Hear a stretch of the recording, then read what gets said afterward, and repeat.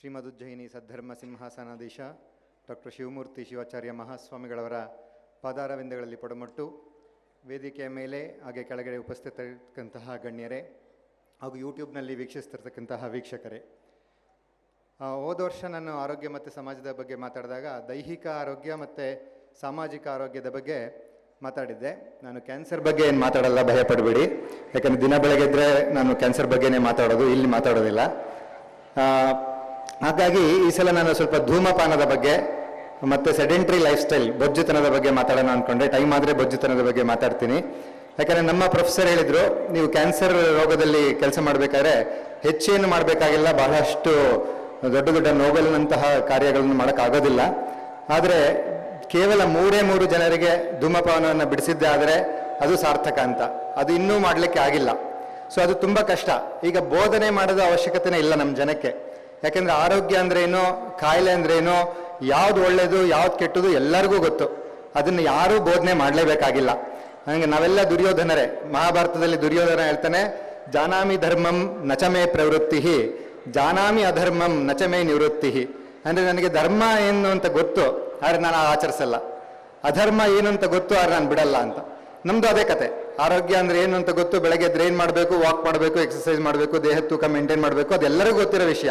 ಧೂಮಪಾನ ಮಾಡಬಾರ್ದು, ಮದ್ಯಪಾನ ಮಾಡಬಾರ್ದು, ದುಶ್ಚಟಗಳು ಮಾಡಬಾರ್ದು, ಅದು ಗೊತ್ತಿರೋ ವಿಷಯ, ಆದರೆ ನಾವು ಮಾಡಲ್ಲ.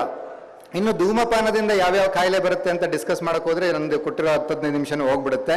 ಯಾವ ಕಾಯಿಲೆ ಬರಲ್ಲ ಅಂತ ಹೇಳೋದು ಈಸಿ. ಆದರೆ ಅದು ನಮ್ಮ ಇತಿಹಾಸ ನೋಡಿಕೊಂಡ್ರೆ ಅದಕ್ಕೆ ಸಾವಿರಾರು ವರ್ಷದ ಇತಿಹಾಸ ಇದೆ. ಧೂಮಪಾನ ಇತ್ತೀಚೆಗೆ ಬಂದದ್ದಲ್ಲ. ಈಗ ಸೊಪ್ಪನ್ನು ಸುಟ್ಟು ಸೇತ್ಕೊಳ್ತಕ್ಕಂಥದ್ದು, ಮದ್ಯಪಾನ ಮಾಡ್ತಕ್ಕಂಥದ್ದು, ಅಥವೆಲ್ಲ ನಮ್ಮಲ್ಲಿ ಸೆರೆಮೋನಿಯಲ್ ಆಗಿತ್ತು. ಕೆಲವು ಹಬ್ಬಗಳಲ್ಲಿ ಮಾಡ್ತಕ್ಕಂಥದ್ದು. ಈಗ ಹಬ್ಬಗಳಲ್ಲಿ ಜೂಜಾಟ ಆಡಿದ್ದು ಪಾಂಡವರು ಕೌರವರು ಕೂಡ ಜೂಜಾಟ ಆಡಿದ್ರು. ಹಾಗೆ ಕೆಟ್ಟ ವ್ಯಸನಗಳಿಗೆ ಒಂದು ಹಬ್ಬದಲ್ಲಿ ಒಂದು ಜೂಜಾಟ ಆಡೋಕ್ಕಂಥದ್ದು, ಈಗ ಕಾಮನ ಹಬ್ಬದಲ್ಲಿ ಕೆಟ್ಟು ಮಾತಾಡ್ತಕ್ಕಂಥದ್ದು, ಇಲ್ಲ ಊರವರೆಗೆ ಜೂಜಾಟಕ್ಕೆ ವ್ಯವಸ್ಥೆ ಮಾಡೋದು ಹಬ್ಬಗಳಲ್ಲಿ ಇತ್ತು. ಅಂದರೆ ಇವೆಲ್ಲ ಸೆರೆಮೋನಿಯಲ್ ಆ್ಯಂಡ್ ಕಂಟ್ರೋಲ್ಡ್ ಆಗಿದ್ವು. ಆದರೆ ಇತ್ತೀಚೆಗೆ ಏನಾಗಿದೆ, ಅದು ಕಮರ್ಷಿಯಲ್ ಆ್ಯಂಡ್ ಅಡಿಕ್ಷನ್ ಆಗಿಬಿಟ್ಟಿದೆ. ಸೊ ನಮ್ಮಲ್ಲಿ ಏನಂದರೆ, ಈಗ ಮನೆಗೊಂದು ಬಚ್ಚಲ ಮನೆ ಇರಲೇಬೇಕು, ಇಲ್ಲಾಂದ್ರೆ ಮನೆಯೆಲ್ಲ ಬಚ್ಚಲ ಮನೆ ಆಗುತ್ತೆ. ಹಂಗೆ ಅದಕ್ಕೊಂದು ಅವಕಾಶವನ್ನು ನಮ್ಮವ್ರು ಮಾಡಿಕೊಟ್ಟಿದ್ರು. ಇನ್ನು ಈ ಧೂಮಪಾನ ಅಷ್ಟೊಂದು ಅಡಿಕ್ಟಿವ್ ಯಾಕೆ ಅಂತ ಸ್ವಲ್ಪ ಅರ್ಥ ಮಾಡಿಕೊಂಡ್ರೆ, ಅದರಲ್ಲಿ ನಿಕೋಟಿನ್ ಅಂತ ಅಂಶ ಇರುತ್ತೆ. ಈಗ ನಿಕೋಟಿನ್ ಗಮ್ಸ್ ಬರುತ್ತೆ, ಪ್ಯಾಚ್ ಬರುತ್ತೆ. ಆದರೆ ಸಿಗರೇಟ್ ಅಥವಾ ಬೀಡಿಯಲ್ಲಿ ಸೇರಿದಾಗ ಅದು ತಕ್ಷಣ ಬ್ರೈನಿಗೆ ಹೋಗಿ ಡೋಪಮಿನ್ ಅನ್ನೋ ಒಂದು ಸಬ್ಸ್ಟೆನ್ಸ್ನ ಜಾಸ್ತಿ ಮಾಡುತ್ತೆ. ಅದು ಕಿಕ್ ಅಂತ ಏನು ಹೇಳ್ತೀವಿ, ಅದು ಕಿಕ್ ಕೊಡುತ್ತೆ. ಹಾಗಾಗಿ ಧೂಮಪಾನ ಮಾಡ್ತಕ್ಕಂತಹ ವ್ಯಕ್ತಿ ಏನಂದರೆ ಅಲರ್ಟ್ ಆಗಿರ್ತಾನೆ. ಅವನ ಬುದ್ಧಿಶಕ್ತಿ ಆವಾಗ ಚುರುಕಾಗಿರುತ್ತೆ. ಒಂದು 45 ನಿಮಿಷದಿಂದ 1 ಗಂಟೆವರೆಗೂ ಅದು ಕೆಲಸ ಮಾಡುತ್ತೆ. ಮತ್ತೆ ಅದು ಬೇಕು ಅಂತ ಅನಿಸುತ್ತೆ. ಹಾಗಾಗಿ ಅವನು ಮತ್ತೆ ಚೈನ್ ಸ್ಮೋಕರ್ ಅಂತ ಹೇಳೋದು ಅದಕ್ಕೇನೆ. ಆ ಥರ ಡೋಪಮಿನ್ ಜಾಸ್ತಿ ಆಗೋದ್ರಿಂದ ಅದನ್ನು ಬಿಡೋಕ್ಕೆ ಸಾಧ್ಯ ಇಲ್ಲ. ಮತ್ತು ಅದರಲ್ಲಿ ಅದು ಸಾಕಷ್ಟು ಕಾರ್ಸಿನೋಜನ್ಸ್ ಇರೋದ್ರಿಂದ ಬಹಳಷ್ಟು ಕಾಯಿಲೆಗಳು ಬರುತ್ತೆ. ಇನ್ನು ಈ ವಿಷಯಗಳ, ಇಂದ್ರಿಯಗಳ ಸರಪಳಿಗೆ ನಾವು ಹೇಗೆ ಸಿಕ್ಕೋತೀವಿ ಅಂಥೇಳಿ ಕೃಷ್ಣನಷ್ಟು ಒಳ್ಳೆ ಡಿಸೆಕ್ಷನ್ ಇನ್ನೂ ಇದುವರೆಗೂ ನಮ್ಮ ಮಾಡರ್ನ್ ಸೈನ್ಸಲ್ಲೂ ಯಾರೂ ಮಾಡಿಲ್ಲ. ಧ್ಯಾಯತೋ ವಿಷಯಾನ್ ಪುಂಸಃ ಸಂಗಸ್ತೇಷೂಪಜಾಯತೆ, ಸಂಗಾತ್ ಸಂಜಾಯತೆ ಕಾಮಃ, ಕಾಮಾತ್ ಕ್ರೋಧೋಭಿಜಾಯತೆ, ಕ್ರೋಧಾತ್ ಭವತಿ ಸಮ್ಮೋಹಃ, ಸಮ್ಮೋಹಾತ್ ಸ್ಮೃತಿ ವಿಭ್ರಮಃ, ಸ್ಮೃತಿಭ್ರಂಶಾತ್ ಬುದ್ಧಿನಾಶಃ, ಬುದ್ಧಿನಾಶಾತ್ ಪ್ರಣಶ್ಯತಿ. ಅಂದರೆ ಇಷ್ಟು ಕ್ಲೀನಾಗಿ ಡಿಸೆಕ್ಟ್ ಮಾಡಿದಾನೆ ಕೃಷ್ಣ ಭಗವದ್ಗೀತೆಯಲ್ಲಿ. ಅಂದರೆ ಇಂದ್ರಿಯಗಳು ವಿಷಯಗಳನ್ನು ಧ್ಯಾನಿಸುತ್ತೆ. ಧ್ಯಾಯತೋ ವಿಷಯಾನ್ ಪುಂಸಃ ಸಂಗಸ್ತೇಷೂಪಜಾಯತೆ, ಅದರಿಂದ ಅದರಲ್ಲಿ ಆಸಕ್ತಿ ಹುಟ್ಟುತ್ತೆ. ಸಂಗಾತ್ ಸಂಜಾಯತೆ ಕಾಮಃ, ಅದು ಬೇಕು ಅಂತ ಬಿಡುತ್ತೆ. ಕಾಮಾತ್ ಕ್ರೋಧೋಭಿಜಾಯತೆ, ಸಿಕ್ಕರೆ ಮತ್ತು ಬೇಕನ್ನುತ್ತೆ, ಸಿಗದೇ ಇದ್ದರೆ ಕ್ರೋಧ ಆಗತ್ತೆ. ಕ್ರೋಧಾತ್ ಭವತಿ ಸಮ್ಮೋಹ, ಸಮ್ಮೋಹ ಸ್ಮೃತಿ ವಿಭ್ರಮಃ, ಸ್ಮೃತಿಭ್ರಂಶಾತ್ ಬುದ್ಧಿನಾಶ, ಕೊನೆಗೆ ಬುದ್ಧಿನಾಶ ಆಗಿ ಪ್ರಣಶ್ಯತಿ. ಅಂದರೆ ಇಷ್ಟು ಕರೆಕ್ಟಾಗಿ ಡಿಸೆಕ್ಟ್ ಮಾಡಿದ್ದಾರೆ. ಸೊ ಎಲ್ಲಿ ಸ್ಟಾರ್ಟ್ ಆಗುತ್ತೆ ಅಂದರೆ ಥಾಟಿಂದ ಸ್ಟಾರ್ಟ್ ಆಗುತ್ತೆ. ಧ್ಯಾಯತೋ ವಿಷಯಾನ್ ಪುಂಸಃ, ಅಲ್ಲಿಂದ ಅದು ಸ್ಟಾರ್ಟ್ ಆಗುತ್ತೆ. ಇನ್ನು ಇದರ ಕಾಸ್ಟ್ ಏನು, ಇಷ್ಟು ಸ್ಮೋಕಿಂಗ್ ನಮ್ಮಲ್ಲಿ ಅಷ್ಟೊಂದು ಪ್ರಚಲಿತವಾಗಿದೆ. ಸಿಟಿಗಳಲ್ಲಿ ಹೆಣ್ಮಕ್ಳು ಕೂಡ ಸ್ಮೋಕಿಂಗ್ ಶುರು ಮಾಡಿದ್ದಾರೆ. Every puff is A promise ಅಂತ. ಪ್ರಾಮಿಸ್ ಆಫ್ ವಾಟ್ ಅನ್ನೋದು ಕ್ವಶನ್. ಹಾಗಾಗಿ ಅಷ್ಟೊಂದು ಹೆಚ್ಚಾಗ್ತಿರೋದ್ರಿಂದ ಸಾಕಷ್ಟು ಕಾಯಿಲೆಗಳು. ಈಗ ಧೂಮಪಾನ ಅನ್ನೋದು ಇರದೇ ಇದ್ದಿದ್ರೆ ಬಹಳಷ್ಟು ಆಸ್ಪತ್ರೆಗಳು ಇರ್ತಿರಲಿಲ್ಲ. ನಮ್ಮ ರೇಡಿಯೇಷನ್ ಮೆಷಿನ್ಗಳಿಗೆ, ಬಹಳಷ್ಟು ರೇಡಿಯೇಷನ್ ಮೆಷಿನ್ಗಳಿಗೆ ಕೆಲಸನೇ ಇರ್ತಾ ಇರಲಿಲ್ಲ. ಹಾಗಾಗಿ ನಾವಾಗಿನೇ ತಂದ್ಕೊಂಡಿರ್ತಕ್ಕಂತಹ ಒಂದು ದುಶ್ಚಟದಿಂದ ಬಹಳಷ್ಟು ಜನ ನರಳ್ತಾ ಇದ್ದಾರೆ.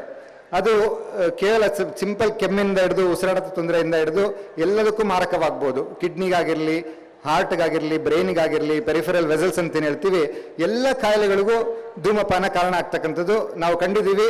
ಅದು ಎಲ್ಲರಿಗೂ ಗೊತ್ತಿರ್ತಕ್ಕಂಥ ವಿಷಯನೇ. ಆದರೆ ಅದನ್ನು ಬಿಡೋಕ್ಕಾಗಲ್ಲ. ಮತ್ತು ಪ್ರತಿಯೊಬ್ಬ ಧೂಮಪಾನಿನೂ 10 ರಿಂದ 15 ವರ್ಷ ತನ್ನ ಆಯಸ್ಸನ್ನು ಕಡಿಮೆ ಮಾಡ್ಕೊಳ್ತಾ ಇರ್ತಾನೆ. ಹೀಗೆ ಇದೆಲ್ಲ ನಮಗೆ ಗೊತ್ತಿರೋ ವಿಷಯ, ಆದರೆ ಅದನ್ನು ಹೇಗೆ ಬಿಡಬೇಕಂತ ಹೀಗೆ ಒಂದು ಕಂಪನಿಲಿ ಹೋದಾಗ ಟಾಪ್ ಕೊಟ್ಟಿದ್ದೆ, ಧೂಮಪಾನದಿಂದ ಆಗ್ತಕ್ಕಂತಹ ದುಷ್ಪರಿಣಾಮಗಳು ಅಂತ. ಅವರೆಲ್ಲ ಹೇಳಿದೆ ಎಷ್ಟೇ ಸರ್ ನಮಗೆ ಅದೆಲ್ಲ ಗೊತ್ತು, ಆದರೆ ಹೇಗೆ ಬಿಡ್ಬೇಕಂತ ಹೇಳಿ ಅಂತ. ಸೊ ಟಿ ಪಿ ಕೈಲಾಸಂ ಅವ್ರು ಹೇಳ್ದಂಗೆ it's very easy to quit smoking, I quits many times ಅಂದ್ರಂತೆ. ಅಂದರೆ ಇದು ತುಂಬ ಸುಲಭ ಬಿಡೋಕ್ಕೆ ನಾನು ತುಂಬ ಸಲ ಬಿಟ್ಟಿದ್ದೀನಿ ಅಂತ. ಹಾಗಾಗಿ ಧೂಮಪಾನದ ವ್ಯಸನ ಏನಿರ್ತಾನೆ ಬಿಟ್ಟಿರ್ತಾನೆ, ಆದರೆ ಮತ್ತೆ ಅದು ಡೋಪಮಿನ್ ಕಿಕ್ಕಿಗೆ ಮತ್ತೆ ನಿಕೋಟಿನ್ನ ಸೇವಿಸ್ತಾನೆ. ಇದು ಮತ್ತೆ ಮತ್ತೆ ಆಗ್ತಕ್ಕಂತಹ ವಿಷಯ. ಇನ್ನೊಂದು ಧೂಮಪಾನದ ಅಷ್ಟೇ ಮಾರಕವಾಗಿರ್ತಕ್ಕಂಥದ್ದು ಈ ಹೊತ್ತಿನಲ್ಲಿ ಧನಂಜಯ ಸರ್ಜಿ ಅವರು ಹೇಳಿದಾಗೆ ಮೊಬೈಲ್ ಹಿಡ್ಕೊಂಡು ನಾವೆಲ್ಲ ಸೆಡೆಂಟ್ರಿ ಆಗಿರೋದು. ಯಾರು ಎದ್ದು ಕೆಲಸ ಮಾಡ್ತಾ ಇಲ್ಲ, ಎದ್ದು ವಾಕ್ ಹೋಗ್ತಾ ಇಲ್ಲ, ಬೆಳಗ್ಗೆ ಎದ್ದ ತಕ್ಷಣ ಮೊಬೈಲು, ಮತ್ತೆ ಕೂತ್ಕೊಂಡು ಕೆಲಸ ಮಾಡಿ ಬೊಜ್ಜು ಬರ್ತಾ ಇದೆ. ಒಬೇಸಿಟಿ ಈಸ್ ಸೆಕೆಂಡ್ ಸ್ಮೋಕಿಂಗ್ ಅಂತಾರೆ, ಸಿಟ್ಟಿಂಗ್ ಈಸ್ ಸೆಕೆಂಡ್ ಸ್ಮೋಕಿಂಗ್. ಸುಮ್ಮನೆ ಕೂತಿರೋದೇನಿದೆ ಸ್ಮೋಕಿಂಗ್ ಅಷ್ಟೇ ಅಡ್ಡ ಪರಿಣಾಮಗಳನ್ನು ಬೀರುತ್ತಂತ ಸ್ಟಡೀಸ್ ಇದೆ. ಸೊ ಫಿಸಿಕಲ್ ಆಕ್ಟಿವಿಟಿ ಮಾಡಬೇಕು ಮತ್ತು ಸ್ಮೋಕಿಂಗನ್ನು ಬಿಡಬೇಕು. ಇದೆರಡೇ ನನ್ನ ಒಂದು ವಿಚಾರ ಹೇಳ್ಬೇಕಂತ ಇಷ್ಟಪಡ್ತೀನಿ. ಇನ್ನು ಹೇಗೆ ಕ್ವಿಟ್ ಮಾಡಬೇಕಂತ ಇದೆಲ್ಲರಿಗೂ ಇರ್ತಕ್ಕಂತಹ ಕುತೂಹಲ. ಎಲ್ಲ ಧೂಮಪಾನ ವ್ಯಸನಿಗೂ ಅದು ಬಿಡಬೇಕಂತ ಆಸೆ ಇರುತ್ತೆ, ಆದರೆ ಬಿಡೋಕ್ಕಾಗ್ತಾ ಇರಲ್ಲ. ಯಾಕಂದರೆ ಅದು ಅಷ್ಟು ಹುಕ್ ಮಾಡಿಬಿಟ್ಟಿರುತ್ತೆ. ಇನ್ನು ನಾವು ಏನೇನು ಟ್ರಿಗರ್ಸ್ ಅಂತ ನೋಡ್ಬೋದು. ಇದು ಬಿಡೋದು ಅಂದರೆ ತುಂಬ ಕಷ್ಟದ ವಿಷಯನೇ, ಆದರೆ ಅದರಿಂದ ಆಗ್ತಕ್ಕಂಥ ದುಷ್ಪರಿಣಾಮಗಳನ್ನು ನಾವು ಅರ್ಥ ಮಾಡಿಕೊಂಡು ಬೇರೆ ಬೇರೆ ನಿಟ್ಟಿನಲ್ಲಿ ಅದರಲ್ಲಿ ಪ್ರಯತ್ನ ಮಾಡಿದರೆ ಬಿಡೋಕ್ಕೊಂದು ಸಾಧ್ಯತೆ ಇರುತ್ತೆ. ಈಗ ಏನೇನು ಟ್ರಿಗರ್ಸ್ ಆಗುತ್ತೆ ಅಂತ ನಾವು ಐಡೆಂಟಿಫೈ ಮಾಡ್ಕೋಬೋದು. ಧೂಮಪಾನಿಗೆ ಯಾವ ಟ್ರಿಗರಿಂದ, ಈಗ ಬೇಜಾರಾದಾಗ ಅವನು ಸೇತ್ಕೋಬೋದು, ಇಲ್ಲ ತುಂಬ ಏನಾರು ಅವನಿಗೆ ಮನಸ್ಸು ಕುಗ್ಗಿದ್ದಾಗ ಸೇತ್ಕೋದಾನ, ಏನಕ್ಕೆ ಅಂತ ಅವನು ಟ್ರಿಗರ್ನ ಅರ್ಥ ಮಾಡಿಕೊಂಡ್ರೆ ಮತ್ತೆ ನೆಕ್ಸ್ಟು ಒಂದು ಸಿಗರೇಟ್ ಕೈಗೆ ತಗೊಂಡಾಗ ಅದನ್ನು ಡಿಲೇ ಮಾಡೋದು, ಈ ಥರ ಡಿಲೇಯಿಂಗ್ ಟೆಕ್ನಿಕ್ಸು ಮತ್ತು ನಿಕೋಟಿನ್ ರೀಪ್ಲೇಸ್ಮೆಂಟ್ ಅಂತ ಸೈಕ್ಯಾಟ್ರಿಸ್ಟ್ ಎಲ್ಲ ಮಾಡ್ತಾರೆ. ಅದನ್ನು ಸ್ವಲ್ಪ ಮಟ್ಟಿಗೆ ಅಳವಡಿಸ್ಕೊಂಡ್ರೆ ಬಿಡೋಕ್ಕೆ ಸಾಧ್ಯತೆ ಆಗತ್ತೆ. ಆದರೆ ನಮ್ಮ ಶಾಸ್ತ್ರಗಳಲ್ಲಿ ಸ್ವಲ್ಪ ಕೆಲವು ಸ್ಟೆಪ್ಸ್ ಇದೆ, ಅಲ್ಲಲ್ಲಿ ಅದು ಹರಡಿದೆ. ಅದನ್ನು ಹೇಳ್ಬೇಕಂದ್ರೆ ಕೆಲವು 5 ಮುಖ್ಯವಾದ ಸ್ಟೆಪ್ಸ್ ಇದೆ. ಮೊದಲನೆಯ ಮುಖ್ಯಾಂಶ ಅಂದರೆ ಪ್ರಾರ್ಥನೆ. ಅಂದರೆ ದೇವರು ಇದ್ದಾನೋ ಇಲ್ವೋ, ಆದರೆ ಇದ್ದಾನೆ ಅಂತ ನಂಬೋದ್ರಲ್ಲಿ ಏನು ಲಾಸ್ ಇಲ್ಲ. ಹಾಗಾಗಿ ಒಂದು ದೊಡ್ಡ ಶಕ್ತಿ ಇದೆ ಅಂತ ನಂಬಿ ಅದರಲ್ಲಿ ನಾವು ಅನುಸರಿಸಿದ್ದೆ ಆದರೆ ಒಂದ್ಸಲ ಬಿಡೋದಕ್ಕೆ ಶಕ್ತಿ ಕೂಡ ನಮ್ಮಲ್ಲಿ ಬರ್ಬೋದು. ನಂಬದಿರ್ದನು ತಂದೆ, ನಂಬಿದನು ಪ್ರಹ್ಲಾದ, ನಂಬಿಯೂ ನಂಬದಿರುವ ಇಬ್ಬಂದಿ ನೀನು, ಕಂಬದಿನೋ ಬಿಂಬದಿನೋ ಮೋಕ್ಷವರಿಂಗಾಯ್ತು, ಸಿಂಬಳದಿ ನೊಣ ನೀನು ಮಂಕುತಿಮ್ಮ. ತಂದೆ ನಂಬಲಿಲ್ಲ, ಪ್ರಹ್ಲಾದ ನಂಬಿದ. ಕಂಬದಿಂದ ತಂದೆಗೆ ಮೋಕ್ಷ ಆಯಿತು, ಬಿಂಬದಿಂದ ಪ್ರಹ್ಲಾದನಿಗೆ ಮೋಕ್ಷವಾಯಿತು. ನಂಬಿಯೂ ನಂಬದಿರುವ ಇಬ್ಬಂದಿ ನೀನು, ಸಿಂಬಳದಿ ನೊಣ ನೀನು ಮಂಕುತಿಮ್ಮ. ನಾವು ಅಟ್ಲೀಸ್ಟ್ ಯಾವ್ದಾದ್ರು ಒಂದು ಪಾತ್ರನ ತಗೊಂಡು ಅದರ ನಿಟ್ಟಿನಲ್ಲಿ ಪ್ರಯತ್ನ ಮಾಡಿದರೆ ಅದು ಸಹ ಒಂದು ಶಕ್ತಿ ಕೊಡ್ಬೋದು ಅಂತ ಒಂದು ಒಪಿನಿಯನ್ನು. ಇನ್ನೊಂದು ಎರಡನೆಯ ಸ್ಟೆಪ್ ಅಂದರೆ ಸತ್ಸಂಗ. ಸತ್ಸಂಗ ಅಂದರೆ ಕೇವಲ ಹೋಗಿ ಯಾವ್ದಾದ್ರು ವೇದಾಂತದ ಭಾಷಣ ಕೇಳೋದು ಆ ಥರ ಅಲ್ಲ. ಒಂದು ಮಾತಿದೆ ಇಂಗ್ಲೀಷಲ್ಲಿ, tell me who your friends are, I will tell you who you are ಅಂತ. ನಿನ್ನ ಸ್ನೇಹಿತರು ಯಾರು ಅಂತ ನನಗೆ ಹೇಳು, ನಾನು ನೀನೇನು ಅಂತ ಹೇಳ್ತೀನಿ ಅಂತ. ಹಾಗಾಗಿ ಆ ಥರ ಇದ್ದರೆ ಧೂಮಪಾನ ಮಾಡ್ತಕ್ಕಂತಹ ಸ್ನೇಹಿತರನ್ನು ವರ್ಜಿಸಿ ಬೇರೆ ಕಡೆ ಸ್ನೇಹವನ್ನು ನಾವು ಬೇಡಿದ್ದೆ ಆದಲ್ಲಿ ಅಥವಾ ಅವ್ರ ಜೊತೆ ಜಾಸ್ತಿ ಟೈಮ್ ಸ್ಪೆಂಡ್ ಮಾಡಿದ್ದೆ ಆದಲ್ಲಿ ಬಿಡೋದಕ್ಕೆ ಒಂದು ಅವಕಾಶ ಆಗ್ಬೋದು. ಇನ್ನೊಂದು ಸಂಕಲ್ಪವನ್ನು ನಾವು ಸದೃಢವಾಗಿ ಮಾಡಿಕೊಳ್ಳೇಬೇಕು. ಈ ಗಿರಿಧರ್ ಕಜೆಯರು ಹೇಳಿದಾಗೆ ಆತ್ಮಸ್ಥೈರ್ಯ ಇರಬೇಕು. ಉದ್ಧರೇದ್ ಆತ್ಮನಾತ್ಮಾನಂ ನಾತ್ಮಾನಂ ಅವಸಾದಯೇತ್, ಆತ್ಮೈವ ಹ್ಯಾತ್ಮನೋ ಬಂಧು ಆತ್ಮೈವ ರಿಪುರಾತ್ಮನಃ. ಆತ್ಮವನ್ನು ನಮ್ಮನ್ನು ನಾವು ಉದ್ಧರಿಸಬೇಕಂದ್ರೆ ನಾವೇ ಪ್ರಯತ್ನ ಪಡಬೇಕು. ಯಾವುದೇ ಅಲೋಪತಿ, ತಿರುಪತಿ, ಗಣಪತಿ ಯಾರೂ ಬರೋದಿಲ್ಲ. ನಾವೇನೇ ನಮ್ಮನ್ನು ಉದ್ಧರಿಸಬೇಕಂದ್ರೆ ಪ್ರಯತ್ನ ಮಾಡಬೇಕು. ಮನಸ್ಸಿನ ಸ್ಥೈರ್ಯ ಇದ್ದರೆ ಅಡ್ವಾನ್ಸ್ ಸ್ಟೇಜ್ ಕ್ಯಾನ್ಸರ್ ಕ್ಯೂರ್ ಆಗುತ್ತೋ ಇಲ್ಲ ನನಗೆ ಗೊತ್ತಿಲ್ಲ, ನಾನು 20 ವರ್ಷದಲ್ಲಿ ನೋಡಿಲ್ಲ. ಆದರೆ ಸ್ಮೋಕಿಂಗ್ ಅಂತೂ ಬಿಡೋದಕ್ಕೆ ಸಾಧ್ಯತೆ ಇದೆ ಅಂತ ಹೇಳಲಿಕ್ಕೆ ಇಷ್ಟಪಡ್ತೇನೆ. ಇನ್ನು ಹೇಗೆ ಇದೇ ಥರ ಧ್ಯಾಯತೋ ವಿಷಯಾನ್ ಪುಂಸಃ ಅನ್ನೋ ಥರ watch your thoughts, they become your words. ನಿಮ್ಮ ಆಲೋಚನೆಗಳನ್ನು ನೋಡಿ ಅವೇ ನಿಮ್ಮ ಮಾತುಗಳಾಗತ್ತೆ. Watch your words, they will become your action. ನಿಮ್ಮ ಮಾತುಗಳನ್ನು ನೋಡಿ ಅದೇ ನಿಮ್ಮ ಕಾರ್ಯಗಳಾಗತ್ತೆ. Watch your action, they become your habits. ನಿಮ್ಮ ಕಾರ್ಯಗಳನ್ನು ನೋಡಿ ಅದೇ ನಿಮ್ಮ ಹ್ಯಾಬಿಟ್ ಆಗುತ್ತೆ. Watch your habits, they become your personality. So ನಿಮ್ಮ ಹ್ಯಾಬಿಟ್ಸ್ ನೋಡಿದರೆ ಅದೇ ನಿಮ್ಮ ಪರ್ಸನಾಲಿಟಿ ಆಗುತ್ತೆ. ಸೊ ಪರ್ಸನಾಲಿಟಿ ಎಲ್ಲಿಂದ ಸ್ಟಾರ್ಟ್ ಆಗುತ್ತೆ ಅಂದರೆ ಒಂದು ಥಾಟಿಂದ ಸ್ಟಾರ್ಟ್ ಆಗುತ್ತೆ. ಸೊ ಥಾಟ್ನ ನಾವು ಕರೆಕ್ಟಾಗಿ ಮಾಡಿದ್ದೇ ಆದಲ್ಲಿ ಪರ್ಸನಾಲಿಟಿನ ನಾವು ಮಾಡಿಫೈ ಮಾಡ್ಬೋದು. ಅಭ್ಯಾಸವೇ ಸ್ವಭಾವವಾಗುತ್ತೆ ಅನ್ನೋದೊಂದು ಮಾತಿದೆ. ಹಾಗೆ ಈ ಹ್ಯಾಬಿಟ್ ಅನ್ನೋದು ಕೂಡ ತುಂಬ ಕಷ್ಟ. ನಾನು ಹೇಳಿದಾಗೆ ಈ ಹ್ಯಾಬಿಟ್ ಅನ್ನೋ ವರ್ಡಲ್ಲೇ ಹೆಚ್ ತೆಗೆದ್ರೆ ಎ ಬಿಟ್ ರಿಮೇನ್ಸ್, ಎ ತೆಗೆದ್ರೆ ಬಿಟ್ ರಿಮೇನ್ಸ್, ಬಿ ತೆಗೆದ್ರೆ ಇಟ್ ರಿಮೇನ್ಸ್. ಸೊ ಅಷ್ಟು ಕಷ್ಟ. ಸೊ ಸ್ಮೋಕಿಂಗ್ ಬಿಡೋದು ಅಷ್ಟು ಕಷ್ಟ ಅಂತ ನಮಗೆಲ್ಲ ಗೊತ್ತಿದೆ. ಆದರೆ ಇದೊಂದು 3ನೆಯ ಸ್ಟೆಪ್, ಸಂಕಲ್ಪ. ಇನ್ನೊಂದು ಸ್ಟೆಪ್ ಅಂದರೆ ಪ್ರತಿಪಕ್ಷ ಭಾವನೆ.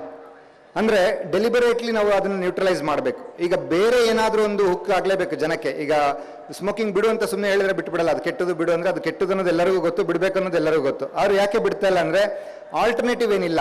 ಆಲ್ಟರ್ನೇಟಿವ್ ಇರಬೇಕಂತಂದರೆ ಈಗ ವ್ಯಾಯಾಮ ಮಾಡ್ತಕ್ಕಂಥದ್ದು, ಇಲ್ಲ ಯೋಗ ಮಾಡ್ತಕ್ಕಂಥದ್ದು, ಎಕ್ಸಸೈಸ್ ಮಾಡ್ತಕ್ಕಂಥದ್ದು, ಇದನ್ನು ಮಾಡಿದ್ರೂ ಕೂಡ ಬ್ರೈನ್ಗೆ ಡೋಪಮಿನ್ ಸಿಗುತ್ತೆ. ಸೊ ಡೋಪಮಿನ್ ನೇಷನ್ ಅಂತ ಒಂದು ಬುಕ್ ಇದೆ. ಅದರಲ್ಲಿ ಡೋಪಮಿನ್ ಸಿಕ್ಕರೆ ಅವಾಗ ಮನಸ್ಸು ಅದನ್ನು ಮತ್ತೆ ಮತ್ತೆ ಕೇಳೋದಿಲ್ಲ. ಸೊ ಹಾಗಾಗಿ ಪ್ರತಿಪಕ್ಷ ಭಾವನೆ ಅದೇನಿದೆ ಅದು ತುಂಬ ಮುಖ್ಯವಾಗತ್ತೆ. ಗುಡಿಯ ಪೂಜೆಯೋ ಸೊಗಸು ನೋಟವೋ ಕಥೆಯೋ ಬಡವರಿಂಗುಪಕೃತಿಯೋ ಆವುದೋ ಮನದ ಬಡಿದಾಟವನ್ನು ನಿಲ್ಲಿಸಿ ನೆಮ್ಮದಿಯ ನೀವಡೆ ಬಿಡುಗಡೆಯ ಜೀವಕ್ಕೆ ಮಂಕುತಿಮ್ಮ. ಗುಡಿಯ ಪೂಜೆ ಇರ್ಬೋದು, ಸೊಗಸು ನೋಟ ಇರ್ಬೋದು, ಕಥೆ ಇರ್ಬೋದು, ಬಡವರಿಂಗುಪಕೃತಿಯೋ ಆವುದೋ ಮನದ ಬಡಿದಾಟವನ್ನು ನಿಲ್ಲಿಸಿ. ಇದೆಲ್ಲ ಆಗ್ತಾ ಇರೋದು ಮನದ ಬಡಿದಾಟದಿಂದ. ಸೊ ಮನದ ಬಡಿದಾಟವನ್ನು ನಿಲ್ಲಿಸಲಿಕ್ಕೆ ನಮಗೆ ಏನಾದರೂ ಒಂದು ಸಾಧನೆ ಬೇಕು.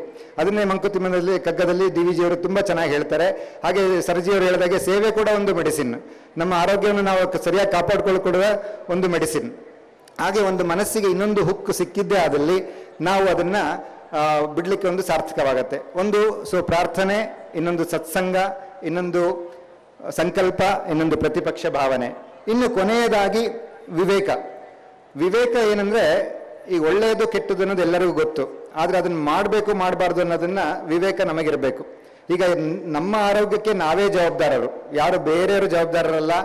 ಬೇರೆಯವರು ಬಂದು ನಮ್ಮನ್ನು ಕಾಪಾಡೋದಿಲ್ಲ. ಹಾಗಾಗಿ ಉದ್ಧರೇದ ಆತ್ಮನ ಆತ್ಮಾನಂ. ಸೊ ವಿವೇಕ ಇರಬೇಕು. ಈಗ 4 ರೀತಿಯ, ಕೊನೆಯದಾಗಿ ನಾನು ಹೇಳ್ತೀನಿ, 4 ರೀತಿಯ ಜನರಿರ್ತಾರೆ.